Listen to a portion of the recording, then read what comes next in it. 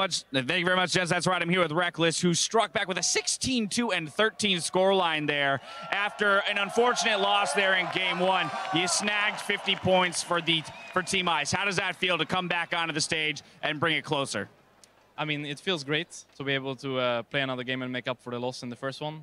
Even though it was a tough loss to take, I feel like we had the game to begin with against NA, and if we were a team, then probably would have been able to close it out. But since we weren't, we were kind of running around in circles, and yeah, they played really well in the end. So, well, you talk about playing as a team, and in this one where you got 5 marksmen, it can't be easy to kind of devise a strategy. You guys opted into this double jungle strategy, you picking up the Quinn there. Where did that idea come from? Because clearly you had Fire's number in that regard.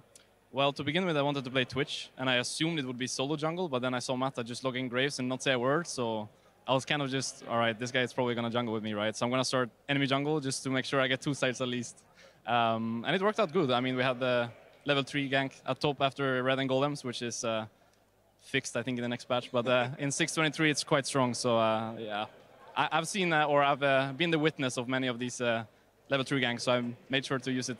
Right, you've been on the receiving end more than enough times already for that level 3 gank. This time it probably felt good to be able to dish a little bit of that punishment out. Now, you already mentioned Mata. Explain to me the level 1 strategy. How did the team react as he charged into that mid lane turret to get a little bit of damage and handed over first blood? I mean, I didn't even see actually what happened, but our plan was basically just to invade and hope to get some kills. And I guess he went a bit overboard on that idea, so he dived mid instead. But yeah. It is what it is. Now, as we had a bunch of guys who are all picking ADCs, I have to imagine you already mentioned you were looking to play Twitch, but you know, we saw Uzi pick that up. Were there much disagreements within the team about who would get to play what ADC? Certain people really wanting to say, no, I want that champion. No, I want that champion.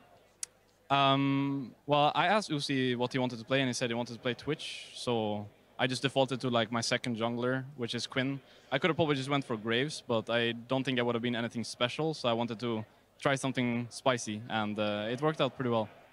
Pretty well is one way to put it. Now, you've already gotten to play 2 games here right off the bat at All-Stars, but the great thing about All-Stars is you also get to be a spectator. So I wanted to ask you, as we look at those fun modes kind of down the line, all for one, we've got Assassin mode, the 1v1s, and one for all. Is there one in particular that you as a spectator are looking forward to the most?